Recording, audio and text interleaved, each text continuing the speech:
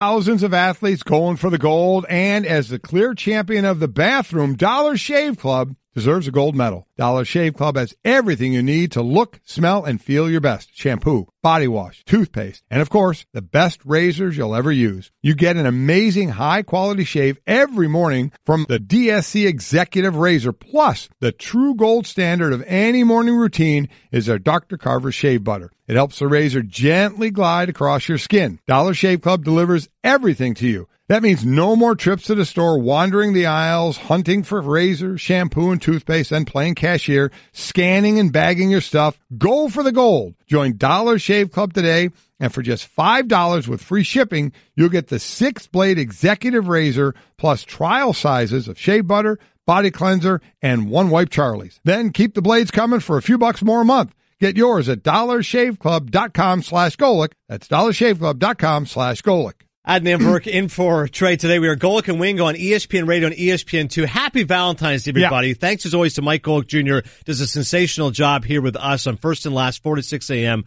He did not get a chocolate-covered rose out the door. He took one. My man, he did, okay. Yeah, he took one. My man Golic crushed it. I did. They're hollow. I was a little disappointed. I know. We were chastised by Hope, our wonderful makeup artist, because we didn't have enough of a, I guess in her opinion, a festive feel to Valentine's Day. So Ray Netchie went down to the cafe, picked up a few roses here. So some chocolate roses. They're completely edible, which is fantastic. Right. He said there was only, when there were 3 of us in here, he said there was only 2 donuts with pink frosting, like Valentine's colors. Yeah. And I said, why didn't you get them? He said, because there's 3 of you. I said, we just fight for them.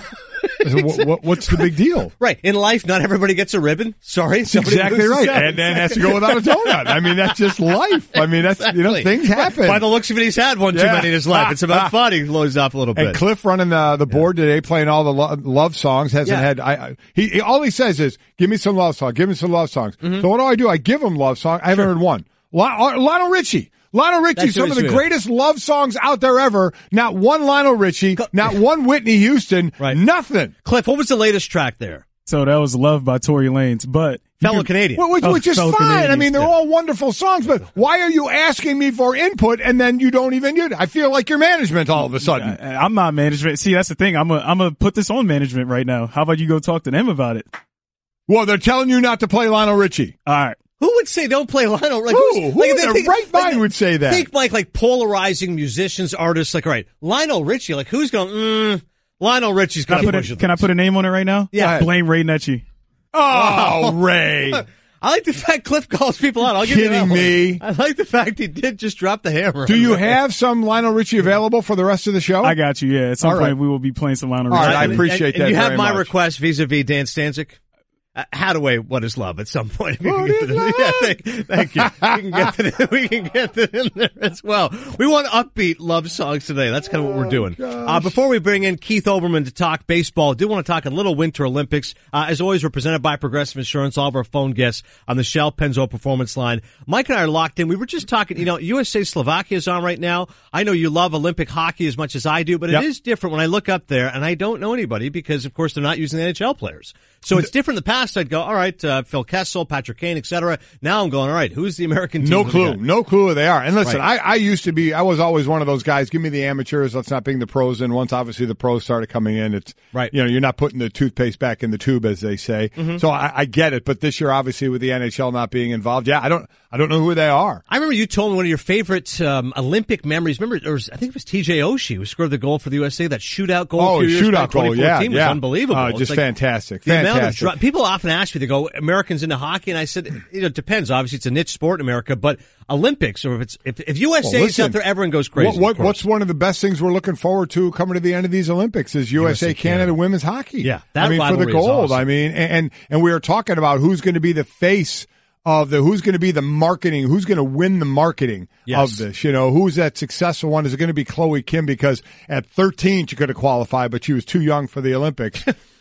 So maybe it's her. I started Googling greatest Winter Olympic athletes ever. You know what number 1 is? Mm-hmm. It's who? Apollo Antonono. No. Oh. No. Christy Yamaguchi. It is not. Bonnie Blair. Now this again, there's multiple. This is I believe is USA Today's. Sure. They have her number 1, Eric Heiden number 2, Eric Heiden, yep. Dick Button 3rd, Apollo Ono 4th. Right. Shaun White, 5th. Shaun White just tied Bonnie Blair for winning a gold in 3 exact same events, 3 Olympics. Scott Hamilton, number 6. Peekaboo Street, number 7. Peggy Fleming, number 8. Dorothy Hamill, number 9. And Christy Yamaguchi, number 10. Pretty illustrious list. That's a pretty good list. Pretty good list. Stuff. Well, of course, one of the great thrills here at being at ESPN, I get to work with Mike Golic, so many wonderful people. And one of the thrills, I got to fill in for Keith Olbermann 25 times on his show, and the great KO joining us now once again on the Shell Pennzoil Performance Line. Keith, I was hoping you'd be here in studio, hitching a ride with Dave Sarosi. We'd crack up and catch up again. But once again, nonetheless, it is great to have you with us on ESPN Airwaves as an ESPN contributor. Well, my pleasure, gentlemen, and I'd just like to request some Lionel Richie, if you don't mind, while we do this. Thank you. Back up on the Lionel Richie. I knew Keith would back me up on that one. All right, we'll get to some, baseball or something like that, or football some at some point. Let's get to the real questions first. Are you a big time Olympic guy? Do you throw yourselves into these? Do you just love watching? It doesn't matter what the event is. No, I'm probably the exact opposite end of that spectrum. Really? I will confess, you just dropped a name that warmed my heart, because I saw all of his medals in 1980. I was at the 1980 games. Eric Heiden. I was 21 years old, and my assignment was to cover the Olympics for United Press International, which used to be a rival to the Associated Press. And it was all. It didn't have the feel. The Olympics as a whole didn't have the feel of sort of orchestrated reality TV drama, which I just get that feeling now. Every once in a while there'd be a great human interest story. Now it's this hockey team, every member of this team fell into a cement mixer as a child, and yet they overcame and it's everybody is overcoming obstacles, and obviously that's true about life. But I just like to see some sports, and I don't connect the Olympics with sports anymore. They've lost me somewhere along that line, and I was a huge fan after actually going to the one in 80, because that's obviously the American hockey team, and as I said, Heiden, whose skating oval was outside the window of our studio. I literally raised the window, and you're in the left-hand corner of the skating rink in Lake Placid. But it just.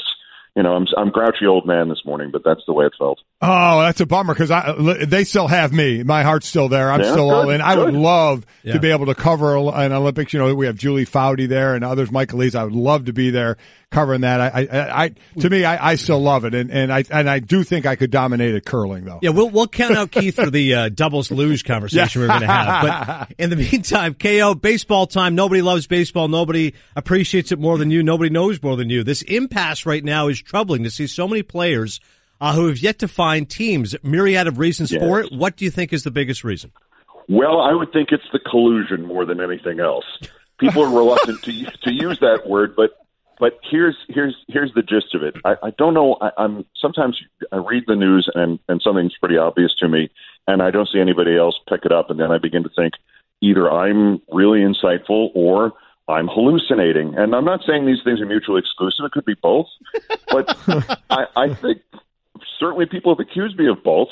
The commissioner of baseball, as near as I could tell, admitted something that was a smoking gun of collusion last week, and it just sort of went past people. And I guess it's because how many people are around who covered the attempts to hinder free agency in the 80s, and I was one of them. And the smoking gun in the 1980s, and then I'll read something Rob Manfred said last week as part of his statement during this fight with the Players Association. The smoking gun in 1980, the $60 million of the original $100 million that the owners were charged with, which was then tripled to $300 million, for colluding, for preventing free agents from moving freely. The smoking gun was when they found out that the computer that the owners used when computers were still a relatively scarce thing was a database, was a resource that all teams could look into and see who had made offers to which other free agents. They all knew what their offers were. There was no competition. And if a team that had a free agent was about to lose him said, no, we want to keep him, other teams were encouraged not to make an offer for him. And so you only had 4 players move each winter in 85, 86, and then 86, 87. And guess what? This was entirely illegal. Let me just read one thing from Rob Manfred last week, and you tell me whether or not I'm hallucinating or I'm insightful. It is common at this point in the calendar to have large numbers of free agents unsigned. That's not true, but that's besides the point. What is uncommon is to have some of the best free agents sitting unsigned, even though they have substantial offers, some in 9 figures. Now, in that quote, he doesn't say they reportedly have substantial offers, some in 9 figures. He didn't say, according to media reports. He's stating that as fact, meaning he personally knows of these offers and he knows the financial details because he can say some are in 9 figures. That means that at minimum, the owners are sharing details of what offers they have made with the commissioner's office, and that is a smoking gun. That is admitting collusion. And I mean, if you hear that, then suddenly, Arrieta and Cobb and Dyson and Gonzalez and Moustakis and J.D. Martinez and Lynn and Hosmer and everybody else who's unsigned, and it's pretty clear why that's happening. They want this to happen. I mean, they want salaries not to keep going up, which is what management usually does in business. But it's right there in front of us, I think. So, along with that line being said, and I'm sure the union would love to prove this, and I'm sure the Scott Borises of the world would love to prove this.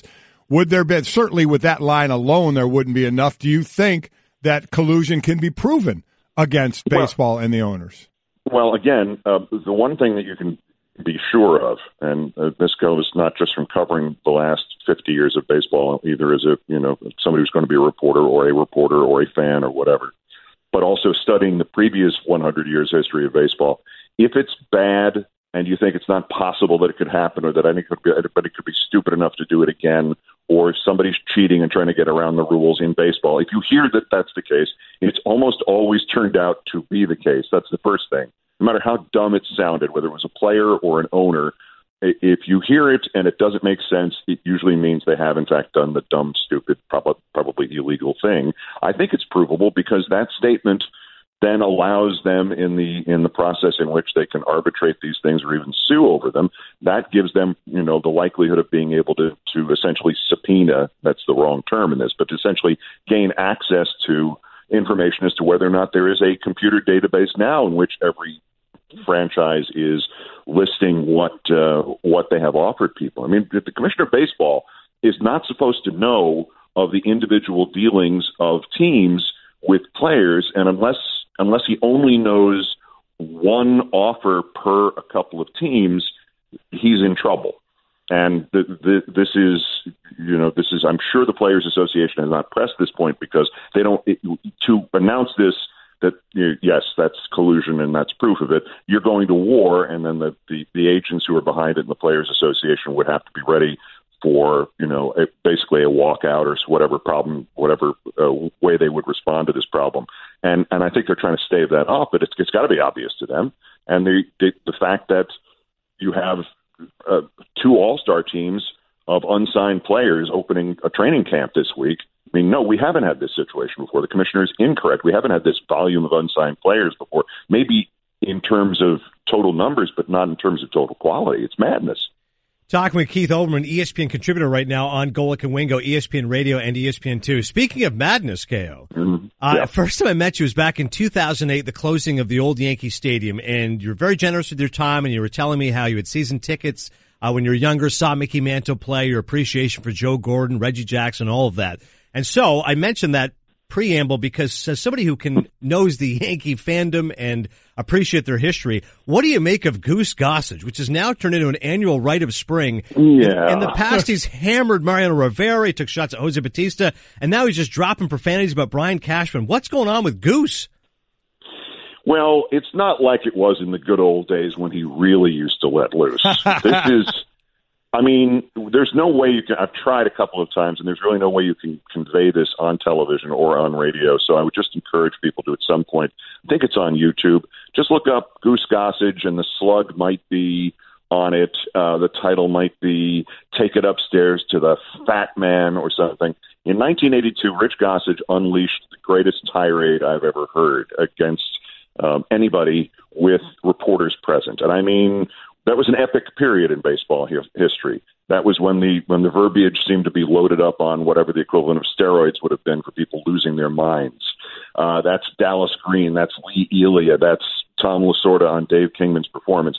Rich Gossage one night in 1982 completely lost it and went berserk and attacked everybody, and it's the most outstanding expletive-filled rant of all time. And it just makes what he's saying now look like sort of, gee, he was great in the day, but he's really lost his fastball. So I hear this and I go, that's all he said, and you think that's a big deal? Plus, the other thing is, as always with him, there are truths inside what he is saying, and it gets kind of lost in the over-the-topness, something else I've been accused of.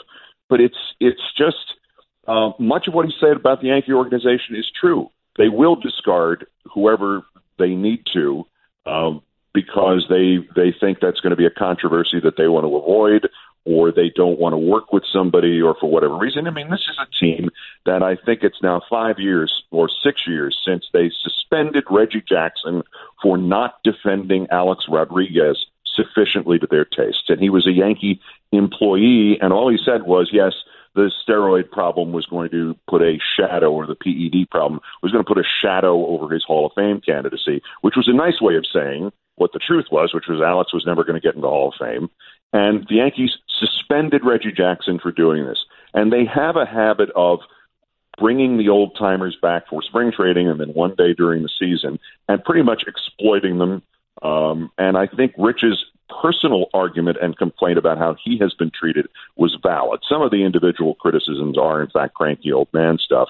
But, is it in fact, is relief pitching the same thing as it was in his day? No, it was not. It was more arduous in the 1970s and the 1980s than it is now. And there's not really been an acceptance of this. He had to fight many years to get into the Hall of Fame because people couldn't see the total number of saves, and they were much lower than Mariano's and other guys. So there's a lot of truth in what he's saying, and I'm disappointed that he's only used that many expletives in that period of time. And if you listen to that tape, you'll know what I'm saying. He's capable of much better, is what you're telling me. We're all thrilled here, Keith, as far as Baseball Tonight alumni, that Alex Cora is now the manager of the Boston Red Sox. Seriously. And Aaron Boone is now the manager of the New York Yankees. And I know you know Booney well, and his father, Bob. What are Since he was 13. I met Aaron Boone when he was 13. You've known him forever, and you and I can both attest to the fact that there's nobody that dislikes Aaron Boone. He gets along with everybody, and I understand it's his first time doing the gig, and we're all well aware of whatever mistakes a neophyte can make, but Aaron always perseveres. He's the ultimate winner, and I think those personal relationships will guide him well in this job. What was your reaction when you heard he's the manager of the New York Yankees? Well, again, my first reaction was, I met the manager of the Yankees when he was 13. My God, I'm old. But the second one was it was kismet, because I had said to somebody a couple of weeks earlier, somebody in fact in management at ESPN, I said the only thing that's wrong with Aaron on the air is that he sounds like he's really upset that he's not getting to make these managerial decisions. And next thing you know, he's the manager of the Yankees. I mean, I'm sure he'll do well, and I'm sure I think he may have made a mistake yesterday. But I don't know that he's going to repeat it. I think he understands what it was. This press conference that he had where he said that the Yankees should embrace the expectations, and everybody thinks they're the World Series favorite, or at least the American League East favorite, or whatever. And it's like, just get a couple games under your belt here, even in spring training, before you go out and say that, because things have a way of evening out, not from day to day, not from week to week, not over the course of the season, but over a career, things even out. The Yankees had a lot of things that went right for them last year, and the two guys who were supposed to dominate the American League East had a lot of things that went right for them last year in Aaron Judge and Giancarlo Stanton. And I wonder about whether or not, statistically and odds-wise, whether or not things work against those two guys in the year ahead. I mean, the idea is like, well, we're the best team in baseball, and we should accept that challenge, and we should go forward, might come across as kind of brazen under the circumstances. But, I think he'll be fine, and I think the team will be fine. But if George Steinbrenner were alive and the Yankees now don't win their first 10 games, Aaron would be in trouble. And I think it's nice that he's in a slightly gentler organization at this point. Keith Olbermann joining us on the Shell Pennzoil Performance Line. Now to the biggest question of the morning. Your thoughts on Flynn the Bichon Frise winning Best in Show in the Westminster last night over my personal favorite, because I own two of them, Biggie the Pug. Well, I am sitting here on my couch with my two small white dogs, and they are recuperating from the hangover after they went out and celebrated last night because small white dog was festive show at Madison Square Garden. It's always. I'm going to leave the guy's name out of it because I've hated him for years and he's hated me for years. But the play-by-play announcer on Fox last night was complaining about the choice as they're bringing Flynn up onto the stage, and he's going, I don't think people at home would have him maybe more higher than number 5. And it's like, there's not gambling on this. This is all of those dogs out there. Literally, I've covered years ago. I covered it for CNN, and I went out there and did 3 days worth of reporting. And there's 300 dogs there that you would say, could I walk off with this dog, and would anybody notice? They're all fantastic purebred dogs, and I thought it was also good that when they finally opened the microphone for the judge. I think I finally got past that moment that the judge was able to make a tribute to all dogs and mixed breeds and everything else. I think, eventually, and I'm hoping this is the case, eventually there will be an added category in there in which we have rescue dogs. And we have, shelter dogs, and we have three-legged dogs, and we get a little bit away from the pure breeding or open up the definitions a little bit. And yes, having not had a dog until I was 53 years old, I have become a total dog person. And if I don't stop now, I will talk you through till you hang up on me. Oh, listen, dogs. Keith, I do it forever. I've been a dog owner all my life. There were 2,882 entries in the 202 breeds, and I'm with you, too. Instead of just the purebreds all the time, I would love, my dog. Bring my 3 dogs in there, and I'd love the regular dog to have a chance to win this thing. I'd just be afraid of what they would do on the floor at Madison Square Garden. I work with a bunch of shelters, and the thing is about dogs and people these days, as injured dogs and dogs that have, there was a place I work with in El Paso and another one in Los Angeles that kind of specialize in injured dogs, or dogs that have sight in one eye or have just the 3 legs. And I'm not trying to encourage this to happen by any stretch of the imagination, but the odds of getting a home for those dogs are probably slightly greater than the ones that are fully functional and fully, physically. People are really looking at these situations and saying, if I'm going to have a home for a dog, I'm going to make it a dog that needs a home and needs a little of my help in addition to all the help that dogs provide us. So I think that's the next thing. And I also think if they want to mainstream, if they want to look at that as a television event, if they want to encourage gambling, open it up to have not just the beautiful purebred dogs with the fancy names and the giant space helmet hair like Flynn the Bichon had last night. Let's have a category of dogs that were saved from the streets or were saved from accidents. I think it'd be cool. Just magnificent. Wouldn't it be great? I think it'd be very cool, yeah. Dog lover, baseball lover, ESPN contributor. Great to have Keith Olbermann back with us. Still the red pen. Many thanks, and in that order. There you go. Thanks, Keith. Appreciate it. My pleasure. Good to talk to you guys. Hey everyone, Mike Golic here. Support for the Golic Wingo podcast comes from our friends at Rocket Mortgage by Quicken Loans. Chances are you're confident when it comes to your work, your hobbies, your life. Rocket Mortgage gives you that same level of confidence when it comes to buying a home or refinancing your existing home loan. With Rocket Mortgage, you can apply simply and understand fully so you can mortgage confidently. To get started, go to rocketmortgage.com/Mikes. Equal housing lender, licensed in all 50 states, NMLS consumeraccess.org number 3030. Hello, I'd like to deposit this to checking. Fate is a fickle master. What? The future is uncertain. Okay, and what's my account balance? The horizon is cloudy. I see a long, treacherous voyage filled with great peril. Look, can I just get a deposit slip or something? A fortune bank teller. Surprising. What's not surprising? How much you could save by switching to Geico. I see a yellow-eyed serpent and a low APR. Geico. 15 minutes could save you 15% or more. There we go. Special request, not only Mike Golic, but Keith Olbermann on the Lionel Richie train here in honor of Valentine's Day. How can it be a special request? He asked for love songs on Valentine's Day.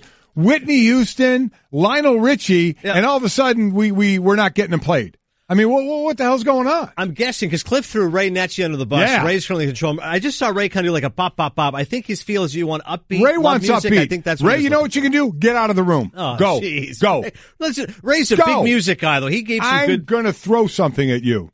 He can give some good choices of No. music. All the love songs have to be upbeat. Give me a break. Yeah, it's peppy. Love song, man. Hey, You got good Golic. yeah. Ray says, go ahead and try. There's a glass wall in between you two. You know what? There's a door here and then a door there. I go through two doors. I'm going through you, my friend. Love it. Happy Valentine's Day to all. Adnan Virk. So I'm talking about beating up Ray on Valentine's Day. Exactly. I apologize. No, I'm sorry. There's nothing fair in love Yeah, anymore, how about as I that? said. Adnan Virk in for Trey today. Golic and Wingo on ESPN Radio on ESPN2, presented by Progressive Insurance.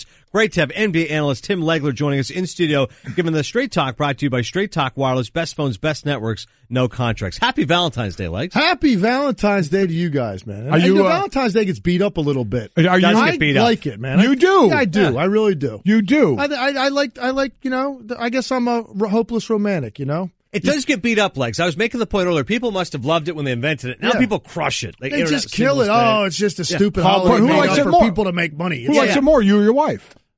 We both like it equally. You do? Yeah, and I actually like it. I really enjoy it. I have a nice day usually with my daughter, too. Like, you know, See, I do as well. I always send my daughter flowers as well. Absolutely. But I always thought that whoever liked it more out of the couple, that's the person you had to appease the most. Like, if you didn't like it, but your significant other did like it, well, then you had to like it. No, we right? both 'Cause they like did. it, but one thing we do agree on is we don't go like over the top with Right. gifts and all that. It's just a nice night, usually romantic dinner, kind of just the two of us. That's usually what we do. Right, there you go. And we're good with that. A nice card, you know? There you go. Exactly. It's a thoughtful holiday, right? That's all. Just remind each other, you know? Exactly. Could all use a good reminder every now and then. The Cavaliers don't need a reminder that after these trades, everyone's all in on them again. They scored 120 points, a franchise record, fourth straight game. Here's a number that stood out, Legs.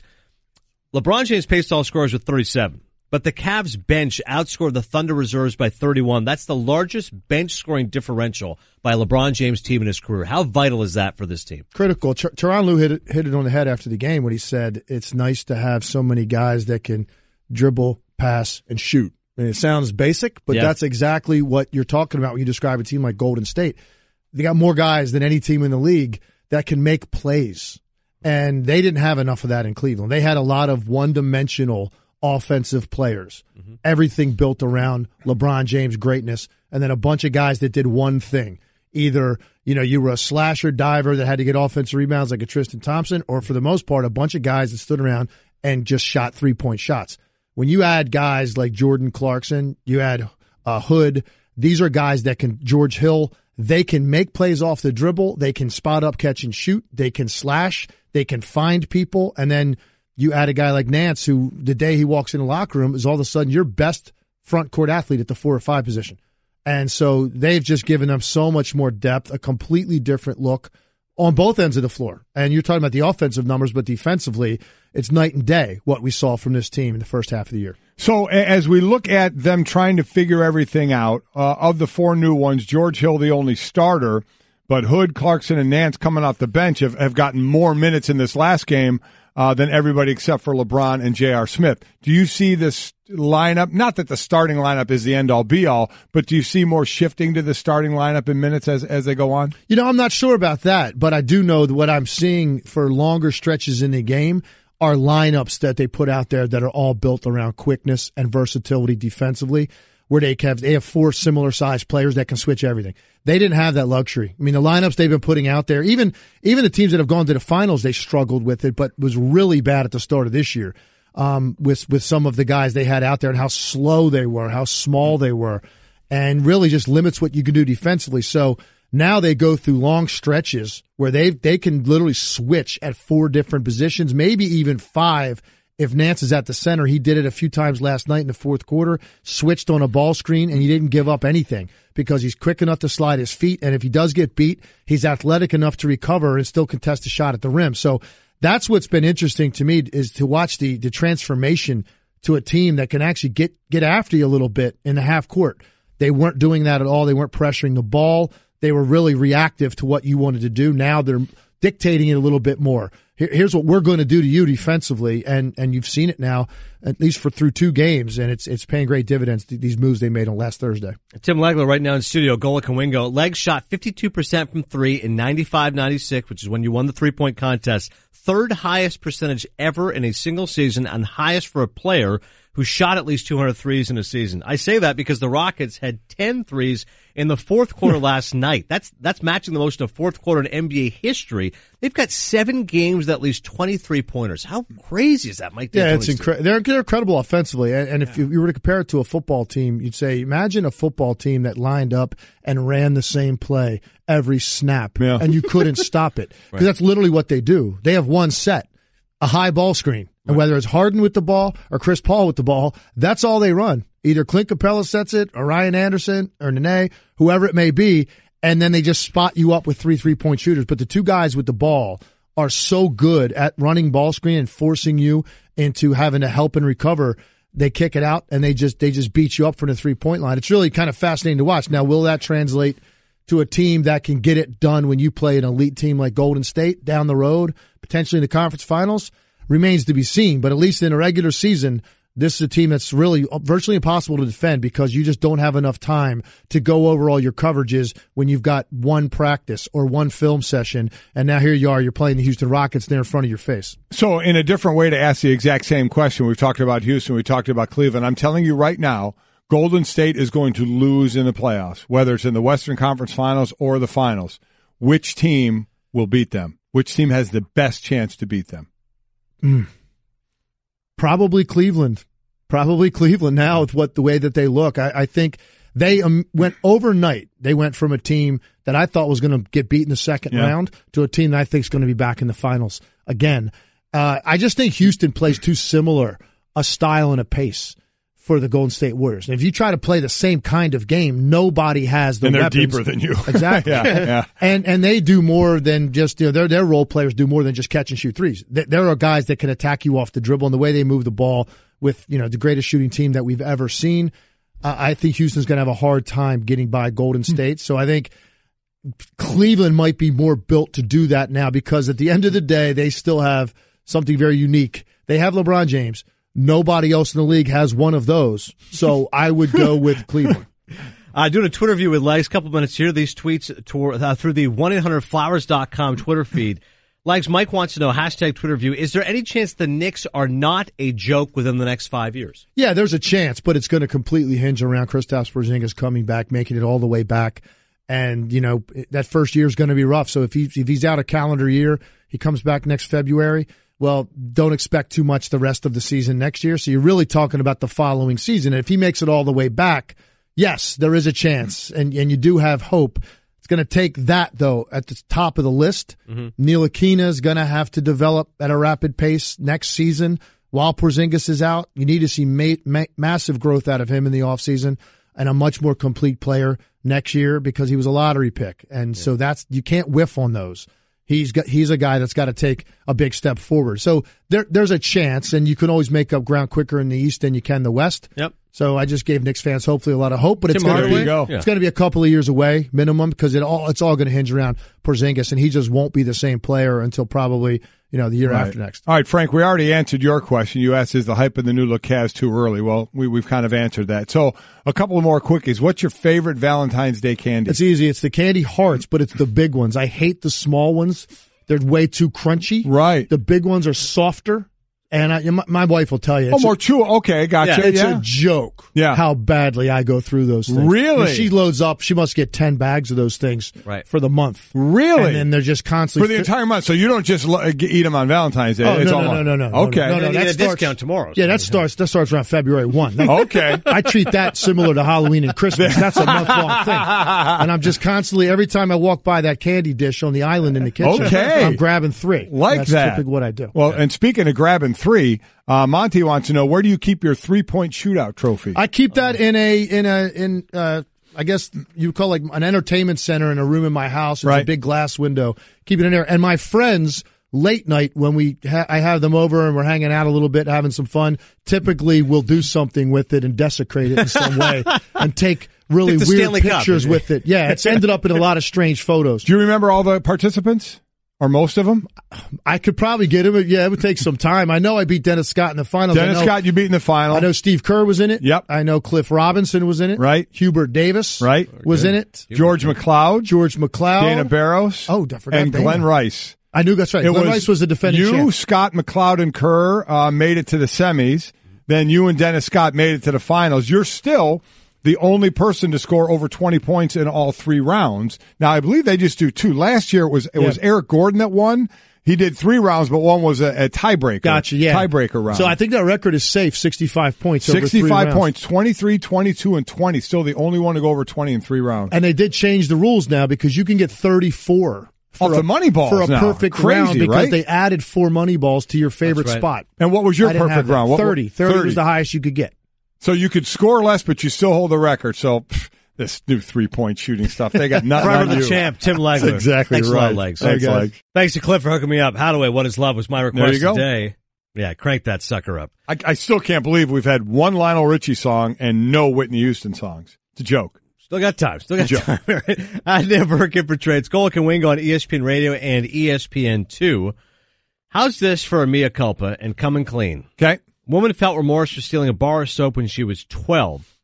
And so the woman's surname QU, now 30, arrived at a department store with 100 bars of perfume soap, the same kind she had shoplifted 18 years ago. She explained that at the time her mother had really wanted the papaya-scented soap but couldn't afford it. Right. This has been a weight on my heart all these years, she told the store employee, because it's the worst thing I've done in my life. Store's owner was deeply moved by the gesture and paid the soap forward to sanitation workers free of charge. And Q said the whole experience has been very therapeutic. Last year I was suffering from depression, but now I'm better. Now I treat every day as if it was my last. 1 bar of soap she took. Here's 100 18 years later. Well, what I took out of that story is her saying that's the worst thing she's ever done in her life. We could only hope to have that kind of life, huh? The worst thing you do is take a bar of soap? Right. Holy smokes. You think about, kids that's being like kids. sainthood, isn't it? I mean, right. really? If that's the worst you've done, you go ahead and go right to the pearly gates. You're not kidding. Yeah. So that's Wow. her whip. I just think it's interesting to go 100. Like, I Yeah. thought if you just, That's really making up for it, I huh? was about to say, if you just returned 1, Yeah. the gesture's clear. Like, She went you did something 100-fold, wrong. You go, yeah. no, I'm going 100-fold to Wow. make up for this. Coming up next hour, by the way, we're going to talk to Katie Nolan, Valentine's Day edition of Love It or Shove It. So that's coming up around 10 minutes from now. But did want to just revisit for a couple minutes, Mike, this whole issue of Steve Kerr and the fact that he let his players run a couple plays. And Tim Legler, who we just had on, Legs is always a great asset to the show and to the company, was telling us he did have an issue with it. And he was critical of it on ESPN Airwaves yesterday as he was telling us it's not the fact that he did it, the players ran some plays. He goes, but just the fact that Kerr seems to be so sensitive to it. The fact that he took criticism for it. He said, it's not like, he goes, to really empower the players, that would be at a practice saying, hey, you know what, you guys come up with a couple of sets and then you guys run it. That is actually empowering your players and giving them freedom. He goes, 90 seconds of giggling through a timeout, that's not doing anything. And he goes, I have no issue with running up score. I don't believe in that stuff. You're a professional athlete, do what you want. Yeah. And he said, I thought the Suns handled it fine. You win at all costs. He goes, but I just don't get why Kerr's getting praised for it as if it's a revolutionary idea. It's ridiculous. I am stunned where this has gone. Yeah. I gave my opinion on it, and I give my opinion. That's why I think it's right. I think that's what happened. That's why I give my opinion. Yeah. This was halfway through the season.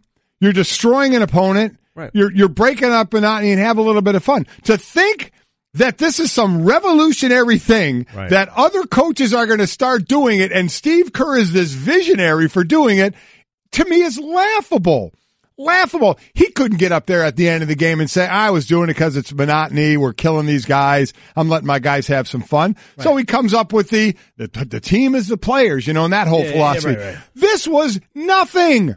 Nothing. This was them having some fun during a game because they're blowing out an opponent. It's not going to start a trend. Right. Players aren't going to start writing up plays. And so what? Legler's right when he was talking to us off air. Have some guys do something in practice. Right. Do something meaningful and with meat in practice that carries over into a game. I can't believe all the press this is getting like this is some revolutionary thing that's going to keep happening. Yeah. This was some fun they were having on a mid-season night. Taking a back seat instead he's the forefront. Much more coming up. Golic and Wingo. Thousands of athletes going for the gold, and as the clear champion of the bathroom, Dollar Shave Club deserves a gold medal. Dollar Shave Club has everything you need to look, smell, and feel your best. Shampoo, body wash, toothpaste, and of course, the best razors you'll ever use. You get an amazing high-quality shave every morning from the DSC Executive Razor. Plus, the true gold standard of any morning routine is their Dr. Carver Shave Butter. It helps the razor gently glide across your skin. Dollar Shave Club delivers everything to you. That means no more trips to the store, wandering the aisles, hunting for razors, shampoo, and toothpaste, then playing cashier, scanning and bagging your stuff. Go for the gold. Join Dollar Shave Club today,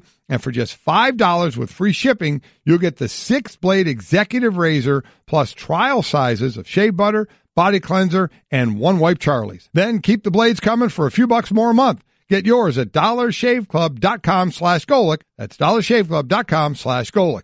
Never seen a grown man so thrilled. Greatest love song of all time? It really is tough to top. I mean, I don't know anyone who doesn't love it. That voice? I mean, gosh. Better song than the movie, The Bodyguard. Oh, you'd think. movie was so bad they made a musical out of it. We're going to get some tweets here. How could you say that? Kevin Costner was awesome in that movie. Oh, stop it. But that song, her voice, I mean, you want to talk about somebody going building too to soon. a crescendo and all the beats of it. Yeah. Definitely awesome. Incredible. Happy Valentine's, everybody. That one was for Mike Golic. I'm Adnan Virk in for Trey. It's Golic and Wingo on ESPN Radio and ESPN2. We're presented by Progressive Insurance and all of our phone guests in the Shell Pennzoil Performance Line. So glad you're making us a part of your day. And this hour of Golic and Wingo is brought to you by La Quinta Inns and Suites. Book at LQ.com and win at business. Locked into the Winter Olympics. Right now, USA leading 2-1 right now in the hockey, leading Slovakia. So, as you and I were discussing, not only the men's hockey important, of course, for USA, but USA and Canada women's hockey is always going to be an epic tilt. And as far as the overall medal count, USA top 5 at last check. So, hanging in there. But, of course, it's the Norways of the world and Germany and the Nordic countries always dominating. There was the one bet, and now because it feels like it was a year ago, what was the total points? Hey, Brett, what was the total points in the Super Bowl in the first quarter? Total points in the first quarter. Because that was one of the prop bets.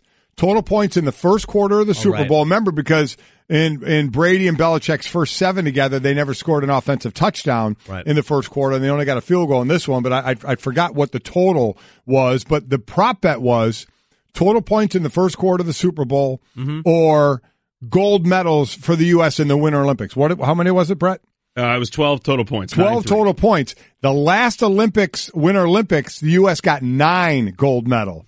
And I don't know what their pace is now, but they would, for that prop bet, they would have to, if you pick the Olympics, they would have to beat 12 because that was the total points in the first quarter. I loved that prop bet. I thought that was great. I'm not always crazy with the prop bet, but when it's good, it's really good. That was really I will good give you that. one, If it's a fun one, then it's pretty inventive. So, Katie Nolan's going to be coming up at the bottom of the hour. We've also got Bubba coming in with Love It or Shove It in a second, but let's get to right now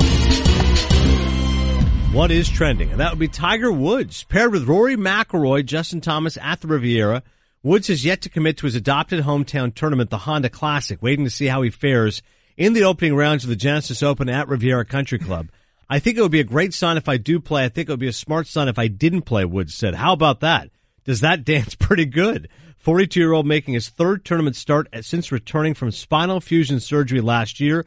2 weeks after a tie for 23rd at the Farmers Insurance Open. He tees off Thursday at 10:22 a.m. Before I get your thoughts on it, Mike, let's hear from Tiger Woods and his thought process here.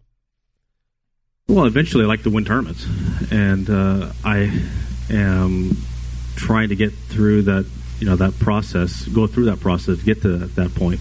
I was telling JT last night when we were flying out here is that it's interesting is that I'm making small little subtle changes in my posture and my game and my swing because I'm starting to understand my body a little bit more with this back that's just different than what it used to be. And those are things that I could never have figured that out on my own, not in a tournament setting.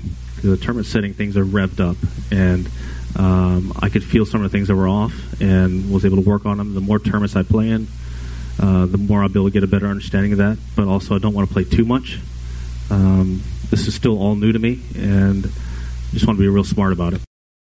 Real smart about it, meaning, see him finish each round pain-free. Yeah. Then each round pain-free, then have him play 4 rounds on a weekend, not 2 rounds, and miss the cut. Mm-hmm.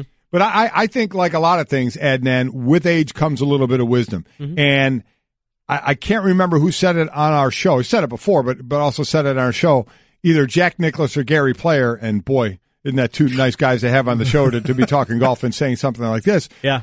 But I forget which one of them said that Tiger should be his own swing coach. Mm-hmm. Well, like he is now. Right. Tiger got rid of his last swing coach, and he went through a number of them. Mm-hmm. And the thought process of one of those greats that said it was, he knows his body better than everybody. And just what you heard him say there.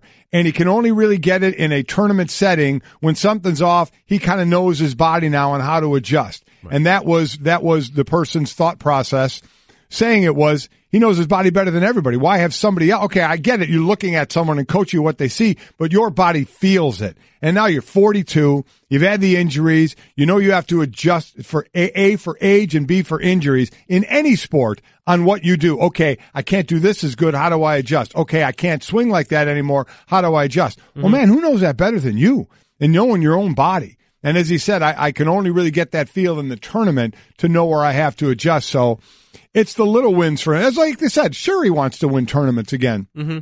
But he's going to have a lot of little victories to lead up to that victory again. And that's going to continue to try and play 4 days, continue to be pain-free. How do you feel the next morning? Are you sore the next morning? How long are you sore the next morning? You know, when is the next morning coming? You're feeling really good and ready to go again. There's a lot of those hurdles that he's jumping. Let me ask you, Mike, if you're a Tiger, what would you rather have? To be able to play 15 tournaments in a calendar year, or to win one but only be able to make through 4 tournaments?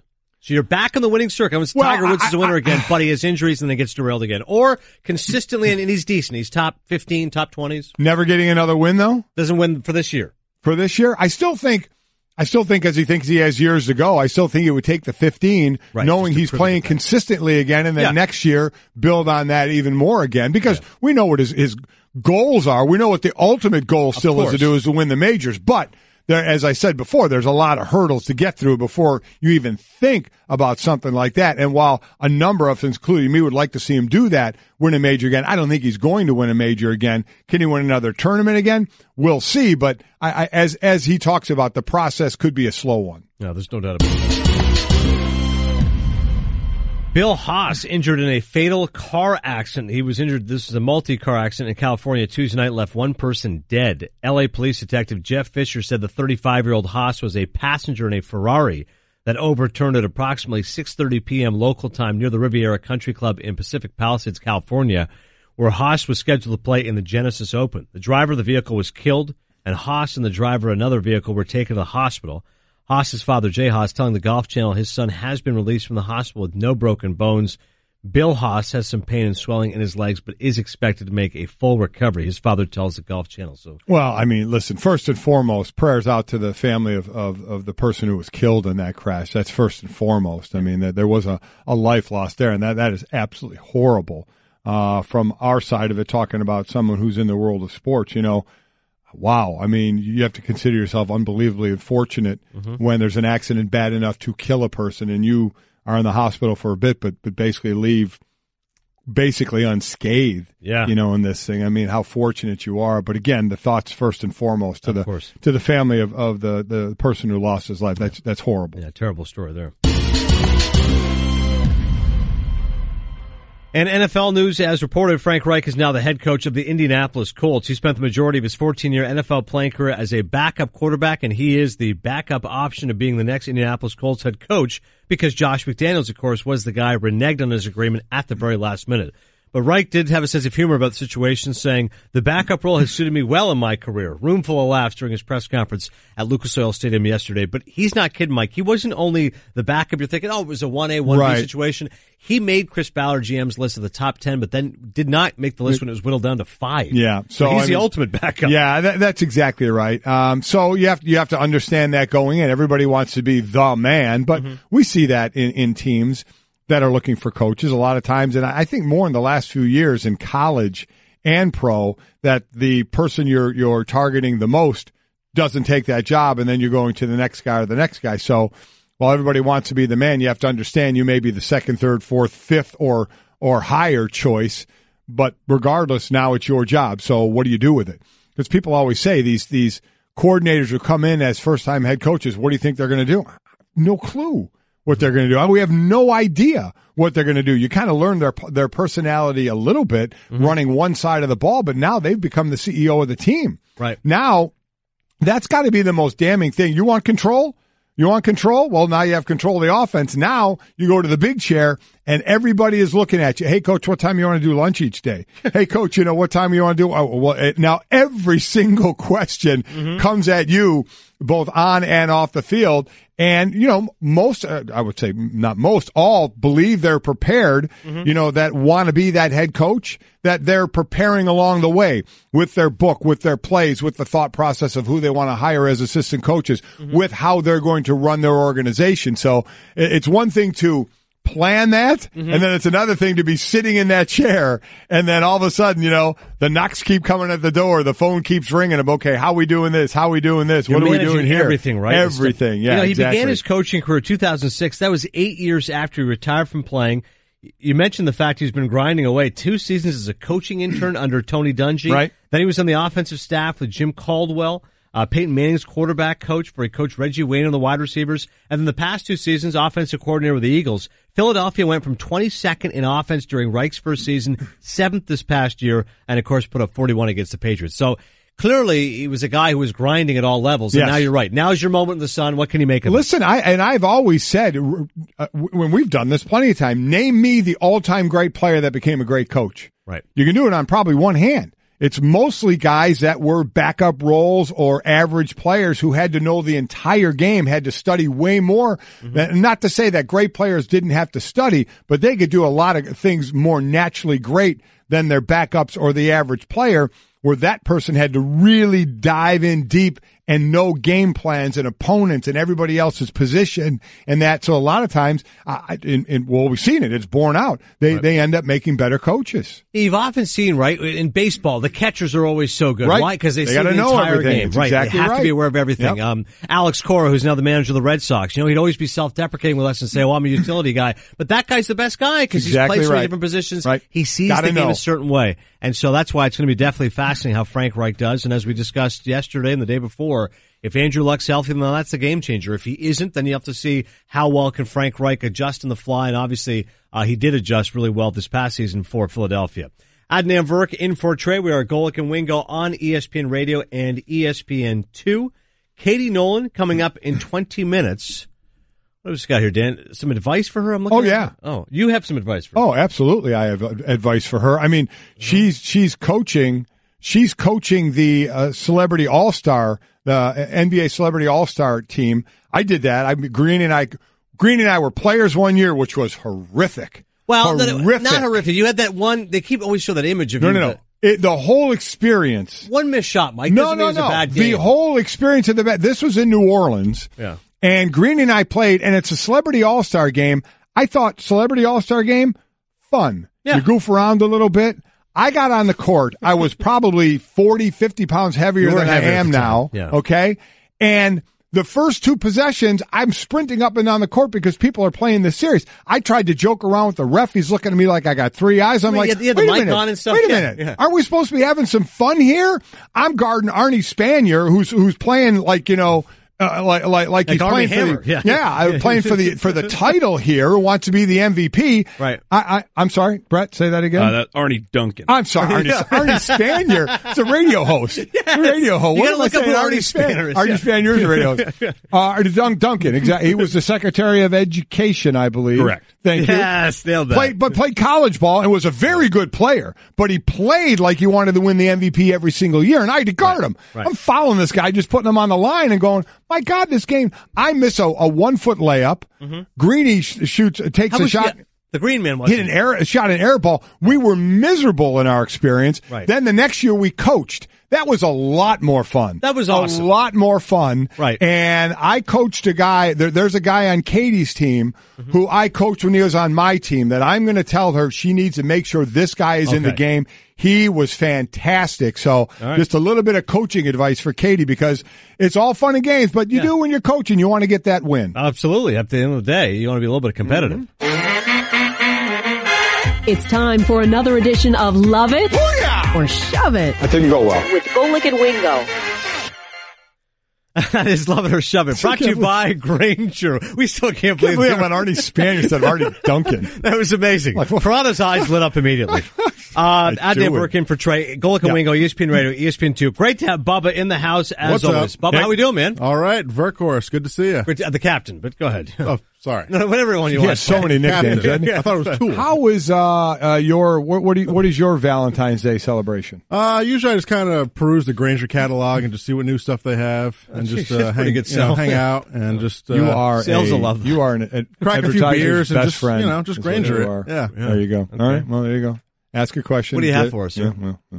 Sean White is the greatest American Winter Olympics athlete of all time. Love it or shove it. You're a Bonnie Blair guy. I went through the list, and again, this is one person's list, of the top 10. Are we saying he's better than, the Bonnie Blairs, Eric Heidens of the Eric world? Heiden, awesome. Now Dick Button, someone I didn't get to see. Apollo Ono, I did. Yeah. Certainly Sean White, we know of. Scott Hamilton, Peekaboo Street.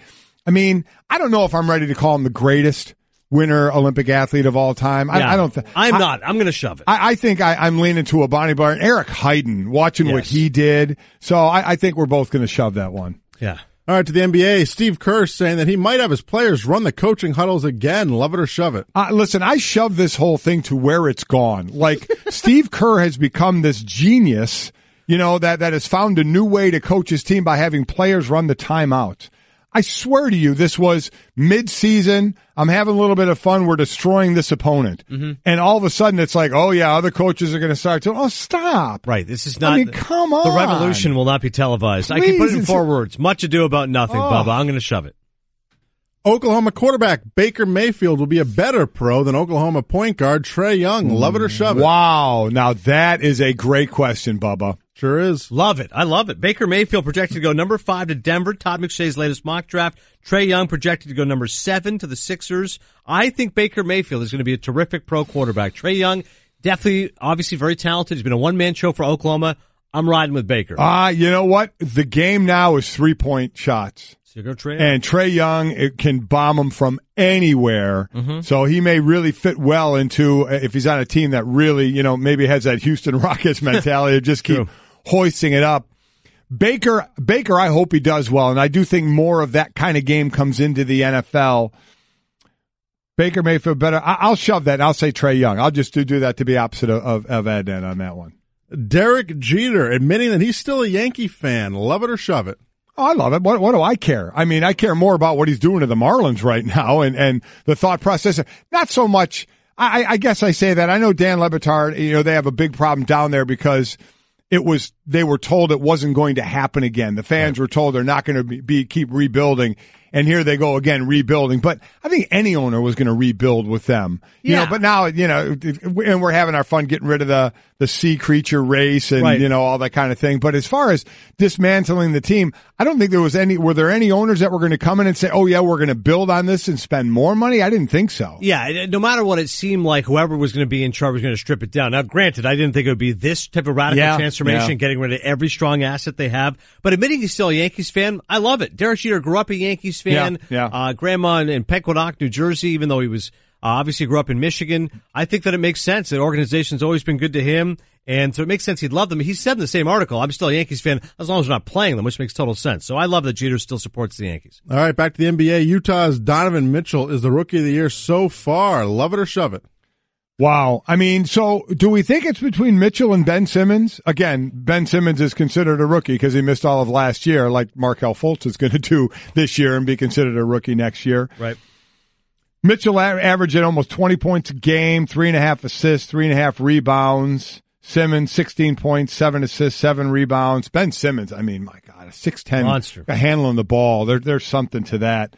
Are they the top two? Who else? I'm trying to think of who else would be in the running for this. The thing about Mitchell, we were saying yesterday, is the fact that Utah just hasn't gotten nearly enough love, right? They haven't been focused. Even now with this great run they're on, they're still not even they're outside the playoff picture right now. We're talking about Utah and Philly both had the same amount of wins. Both have 29 wins. Utah 28 losses, Philly 25. And that's what always comes into it. Then it'll be Utah misses the playoffs, Philly makes it. Do you ever put weight into that? Yeah, I'm going to shove that. I think Ben Simmons is going to win that. I think and Fultz, by the way, has played. He's played 4 games. Well, early in the season. Okay, I'm sorry. going to miss the rest of the season, right? Apology accepted. I love it, Bubba. I will go with Donovan Mitchell. They don't get nearly enough love. I'm all in on Utah, specifically Park City. Sure. I hope Donovan Mitchell gets rookie. Sure, you're all over it. Go ahead. Sure. Valentine's Day is the most overrated holiday. Love it or shove it? I think it is a very. Let's look at them. Okay, Christmas is not overrated. No. Easter is not overrated. New Year's could be overrated. Thanksgiving's not overrated. Thanksgiving's definitely not overrated. So far, maybe New Year's in the mix. You know what? President's Day overrated. We putting President's Day in that category? Yes. On Monday, Wingo's off. President's Day wants to honor Taft. I'm going to be here. Here's why I disagree. Yeah. I'm working that day and I'm getting a comp day for it. Okay. I'm working today. Am I getting a comp day? Am I getting a comp day for Valentine's Day? I'm not. Comp day. All right. So President's Day now underrated. Valentine's Day, yes. Now I love it. Is the most overrated holiday there is. Yes. Yeah, you would say President's Day as a Canadian. Isn't that the truth? Have some respect. Sorry, it's not Prime Minister Day. If it was Prime Minister Day, then I wouldn't have an issue with it. Have some respect. What else do you think would even be in the conversation, Bubba? Arbor Day, maybe? Arbor Day also pretty over. I'm saying New Year's Day is the only other one. New Year's Eve to Flag me. Day. What day? Flag Day. Oh, I thought you said Flab Day. I'm like, that's what a good the hell are we day, talking too. about? I think the debate would always be New Year's or Valentine's. Yeah, right? New Year's Eve. New Year's Eve going out is like rookie night. You know, it's like who goes Amateur out hour, anymore? right? There you go. You have a beer pong tournament somewhere on New Year's Eve? Well, that's Christmas. It's okay. Festivus, yeah. All right. Yeah, four-time champ, thanks. Yeah. Hey everyone, Mike Golic here. Support for the Golic Wingo podcast comes from our friends at Rocket Mortgage by Quicken Loans. Chances are you're confident when it comes to your work, your hobbies, your life. Rocket Mortgage gives you that same level of confidence when it comes to buying a home or refinancing your existing home loan. Rocket Mortgage is simple, allowing you to fully understand all the details and be confident you're getting the right mortgage for you. To get started, go to rocketmortgage.com/Mikes. Equal housing lender, licensed in all 50 states, NMLS, consumeraccess.org number 3030. Hello, I'd like to deposit this to checking. Fate is a fickle master. What? The future is uncertain. Okay, and what's my account balance? The horizon is cloudy. I see a long, treacherous voyage filled with great peril. Look, can I just get a deposit slip or something? A fortune bank teller. Surprising. What's not surprising? How much you could save by switching to Geico.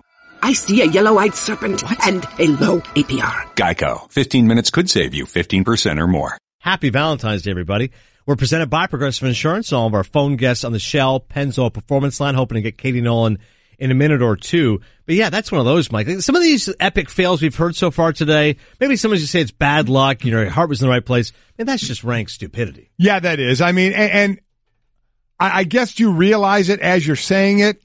I'd be hard pressed to think you had to wait till after the reaction of the person you're with to realize that what you said was dumb or wrong. Right. So I wonder, as it's leaving your mouth, how quickly do you realize what a mistake you're making, and everything you had planned is now ruined in that second. I think that like when you realize the egregious act, the key is always the overcompensation. Then you're like, no, I didn't mean it like that. All you're doing at that point is shoveling dirt on yourself. Right. You're just burying yourself more. You're just completely scrambling and looking. The thing about today and Valentine's Day is how many people are going to go the route of proposing today, right? Today is going to be that day for those that are really into the romantic Valentine's Day. It's going to end up with someone on their knee tonight proposing to somebody else. Right. Don't you think? And I agree with you. Like, it's different because we were talking earlier. Remember Carlos Correa proposed to his girlfriend after the Astros won the World Series? I'm like, well, what if she had said no? And I'm like, well, first of all, she's not going to say no. Secondly, if they had lost the game, he could just propose another time. It's not like he had the ring in his back pocket. Exactly. So whenever people mention these athlete proposals, I'm like, well, that's a different ballgame. Now, to your point, now actually proposing on Valentine's Day, which, as we said earlier, if women are into Valentine's Day, if the guy's into Valentine's Day, Legs is a big fan of it, then it could be a wonderfully romantic gesture. There you go. But the risk versus reward, the risk you take, Mike, if she says no, I mean, then the holiday's ruined You forever. better be sure. I mean, I gotta believe the high majority of engagements you already know the answer, or you're pretty sure the answer, 80%, right? I would think. I mean, to go into that not sure, to be at worst 50-50, I would never do it. No, if you're like, I would never take that chance, right? No, yeah, it's got to be 100%. Almost to the point of, hey, if I were to propose, would you say yes? Like almost to the point of going near the cliff and just asking. Exactly. Just to make it, I asked your dad about. Because I couldn't imagine the no. Oh no, I've never. or I need time. That would be another one. How'd you like that answer? Man. Would you rather hear, I need a little bit of time, or just a flat out no? At least the no, it's done. Yeah. The time thing, now it's up to you. Do you hang on? Do you give her that time? Yeah. Do you try and, up your game a little bit more? No, to that's make her I know. No, right. If she goes, I'm not sure. But would you, so I'd almost rather hear the no. Yeah, you're and right. just be done. And okay, now I can move on, even though I might be heartbroken for a bit. Then sure, but you have I need a little bit of time. Right. Well, time for what? I mean, it means, I got to do more. What's going on here? I don't know. Because then all of a sudden, if you're single, you start thinking about trips, and all of a sudden you're thinking, yay, Germany. Yeah, hang on. Might as well just go over there. Why not?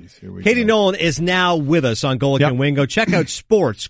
So I should pronounce it Sports. The Katie Nolan podcast every Wednesday on the ESPN app or on Apple Podcasts. If you missed a Super Bowl recap with Katie, the Patriots fan and her Eagle fan producer, love him. Watching the game, subscribe to her podcast to never miss another episode. There may or may not be some tears shed on that particular podcast. Katie, good morning. Thanks for being with us.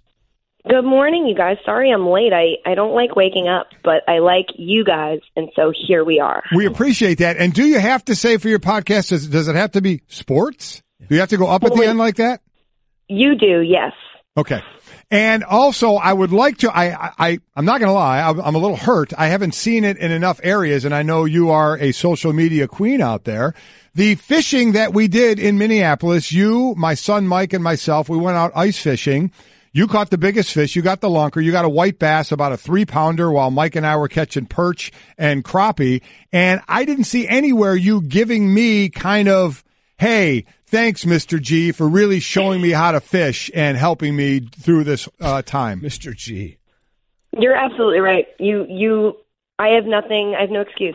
I should do that more. I posted the video. I felt like I was bragging too much for talking about how big my fish was, and that you were catching little ones. And so I didn't want to rub it in your face anymore, but you're absolutely right. I should have thanked you. So I'll post the video like 15 more times today, and I'll say, thanks, Mr. G. That was incredibly passive-aggressive right there on how you talked about the small fish I was getting. I picked that up, Katie. Don't think I didn't notice that.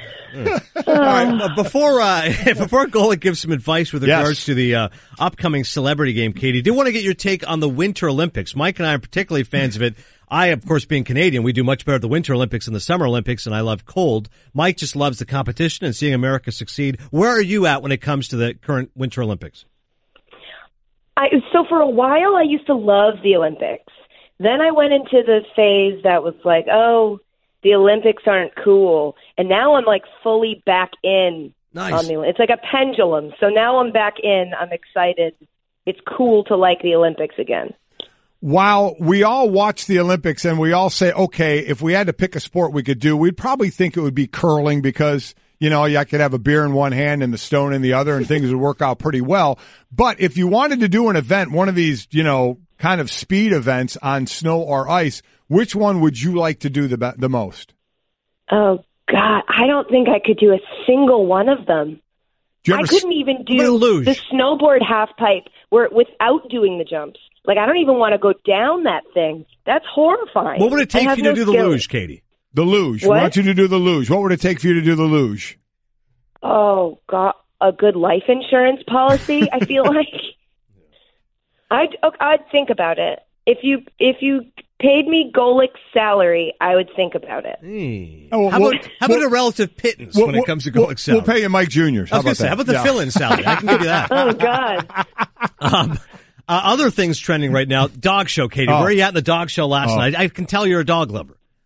I'm a huge dog lover. I was devastated that Biggie the pug didn't win because he was so cute, and it's so rare for a pug to make it to the end, to the Best in Show. I worked the dog show last year. You did? So, oh, God, it was a fascinating experience. It's a whole new world, that the dog show people. And then the most fascinating thing I learned was that they put the treats for the dogs, they keep them in their mouth. Yeah. I can't. I love dogs, man, but I couldn't do that. See, I wouldn't. I would not have a problem with that. I also was bummed being an owner of 3 dogs, 2 of them being pugs, that Biggie the pug didn't win. Again, it was Flynn the Bichon Frise that ended up winning. I love all dogs, so I was happy for the Bichon winning it. But If you work it, I would love to work it as well. But when I like being around a lot of dogs, I like rolling around with them and playing with them and petting them. Would you not be able to do that there? Is it a little too like high class for that, or do they let you get down and dirty with the dogs a little bit and have some fun with them? So I was backstage, and I would say there's probably like 60% of owners back there are taking it very seriously, don't want you to touch their dogs, focused and in the zone. And that's fair because this is their big moment. Mm-hmm. That's their Super Bowl. But then there's like 40%, maybe 30% that are just like, yeah, I love my dog. My dog can love you. Hang out with it. Like, let it lick your face. And so that part's pretty great. But I'm going to call you out on saying you love all dogs. There's no way you would ever have like a Borzoi. That thing is huge. It is. When I say I love all dogs, I mean if I see a dog, I will naturally go up to that dog and want to play with the dog because I love dogs. But yes, I probably wouldn't own a Bichon Frise either. But it looks so cute with you. It does look cute, but I thought I've always had labs in my life. I never thought I'd go smaller dog until Harry and Hank entered my life and, and having the two pugs. So we're very happy with that. But yeah, certain dogs I probably wouldn't get, but I am I will let any dog on earth lick my face without question. I didn't know that about you and I love it. Oh, absolutely. Katie Nolan is coaching the Celebrity All-Star Game, 7 p.m. Eastern on Friday. Katie, I'm sure you're well aware of what has gone on beforehand with the likes of Greeny and Golic, Ryan Russillo. Mike, you have some advice for Katie? I do. First off, I want to ask you, you actually Googled how to coach basketball good? Yes, I did. And what did that turn up for you? Not much. It auto-corrected me because that's really bad grammar. Yeah. And, it gave me some X's and O's that I know I'm not going to be using. And I'm doing a lot of research. I've got a couple days left. I've been going back and watching old All-Star games. I've been, reaching out to people that have done it before. And so this is actually perfect timing. What do you got for me? Well, here we go. The first thing you're going to have to worry about is making sure to appease people to get them on the court enough, because that is playing always time an issue. Yeah, playing time can be an issue. They're all celebrities for a reason, which means they want a little bit of the spotlight, so they want to be out there to collect that spotlight. So you have to be judicious with your playing time, but also you have to be smart enough to understand at the end of the half and especially at the end of the game to put your better players in, to work them back in to the lineup. That's when you need to lean on, Paul Pierce and Common a little bit, and you're finding out during the game who your better players are to make sure they're in at the end. So playing time key, top players in at the end key, and I'm going to give you 2 words that is going to carry you this game, Katie. Win Butler. Win Butler. Arcade Fire. Arcade Fire's wife's in the band, his brother's in the band. I coached him a couple of years ago. I looked at him, tall guy, but didn't look like the greatest athlete in the world. I was judging a book by its cover, and I judged it wrong. This dude was the MVP of a celebrity game a year or two ago. Yep. He is a good player, Katie. He is one of those guys you want out on the court in crunch time. Win Butler. Yeah, man, he balls. I've seen him. Like, you're right. It's not what you would expect. I'm going to lean on him, and I think I'm probably going to lean on White Chocolate a bit. I'm going to need them to come up big for me this weekend. Rachel Nichols is the opposing coach. She gets advice from former NBA players. Katie gets advice from Mr. G. That's how this thing rolls. Yeah, that is how it rolls. Anthony Anderson from Blackish. Yeah. How's he? He's not. Hopefully, judge the book by the cover. Hopefully, he won't hear this, but use him sparingly. I don't think he knows what the word sparingly means, so it's fine. Yeah, it's unbelievable. I was going to say, it'll be a ton of fun. Yeah, Katie Nolan hosts the podcast Sports with Katie Nolan. She won an Emmy in 2016, graduate of Hofstra, and she's coaching the Celebrity All-Star Game, 7 p.m. Eastern, Friday on ESPN. Katie, I know it's early for you, but appreciate the time. Thanks, Katie. You guys are the best. Thanks, guys. See you. There you go. Love the Supremes. Very good. Absolutely. Yeah. Golic and Wingo, presented by Progressive Insurance. Protecting your small business is a big deal. Cover what you've worked so hard for. Visit ProgressiveCommercial.com. Been a blast here hanging out with buddy Mike Golic. I'm Adnan Virk in for Trey. We are Golic and Wingo on ESPN Radio and ESPN2. Jason Fitz will be here tomorrow and Friday.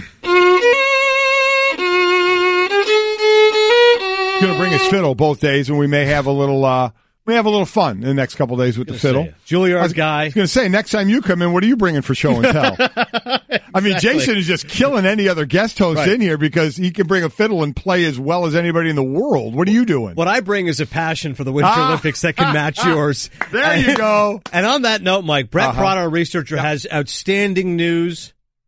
What can you do? Pyeongchang. Mm-hmm. Go ahead. What do you got? We got big news from the sliding center. Oh, okay. We have a repeat in the doubles, mind you, mixed doubles, which only men participate in.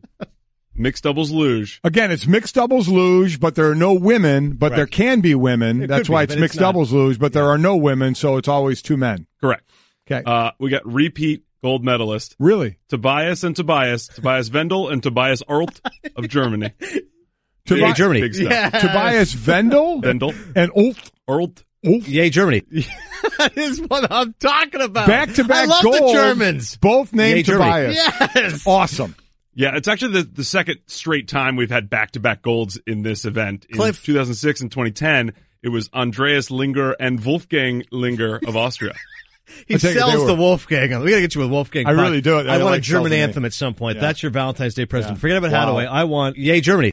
So I'm wearing what Ray called a bootleg cinephile shirt. So we have official cinephile shirts, producer Dan Stanzik and I, which we give to people, contest winners and such. I certainly would love to wear one. Never got one. I'll bring one in for next week. Yeah. Only been riding on then Mike and Mike back for how long on that thing, huh? Hey, how do you get the cinephile? I was going to say, you're going to keep losing weight because we only have larges and extra larges. So it's cool. I'll go with the extra large. Okay, good. Yeah. But this is a cinephile affiliated shirt someone sent in for me. So if people want to send in cinephile swag, you can do that. Why not? Cinephile hats, scarves, whatever you got. I did want to tell you my story about celebrities. So Park City, Utah, which is where Sundance is. By the way, the Cinephile podcast you can subscribe to on iTunes or the ESPN app. Subscribe, unsubscribe, resubscribe, leave notes on iTunes, do the rest of it. We're there in Park City, Utah, Sundance Film Festival. Nicolas Cage is there. You're a Nicolas Cage fan. I'm a huge Nicolas Cage fan. I figured you would be. He walks in, very intimidating presence. Isn't he a weird dude, though? Well, red tinted sunglasses. Okay. He's got the big camo coat, and this is Park City, Utah. Like everyone there is either skiing, snowboarding, or there for the film festival.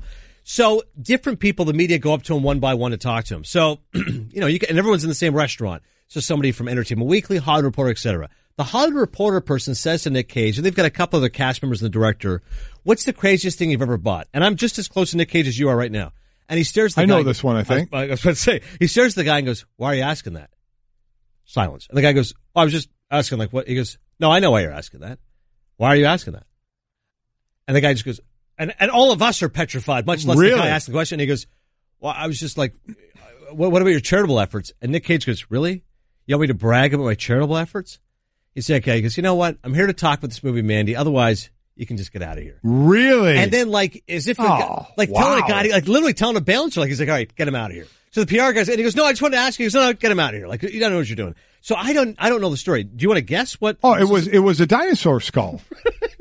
It's like for a couple $1 million. Yes, Golic. Right, yeah. Yes. Yeah. Yay, Germany. That's outstanding news. All right.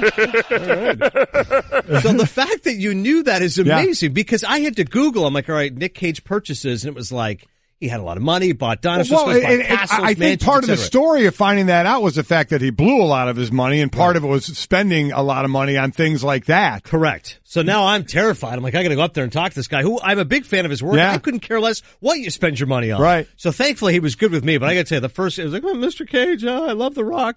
But he was great. Adaptation's a movie I love. I asked him about Bringing Out the Dead. So cool guy and a good guy. But boy, he did. I loved him in The Rock. Listen, Con Air is like Armageddon. People don't like those movies. I stop on them all the time. Who doesn't want to hear in that accent Nicolas Cage say, "I got to get home to my daughter's birthday party." Or however he says it. I mean, we got to get Golic now to do Nick Cage impressions. That story love that more. Guy, man. Latest episode of Cinephile. You can download and subscribe. iTunes, ESPN app. Always fun, Mike. Thank you. Man. Tomorrow, Stu Gotch from Le Batard's show. Damian Woody as well. It's Golic and Wingo, ESPN Radio, ESPN 2. See ya.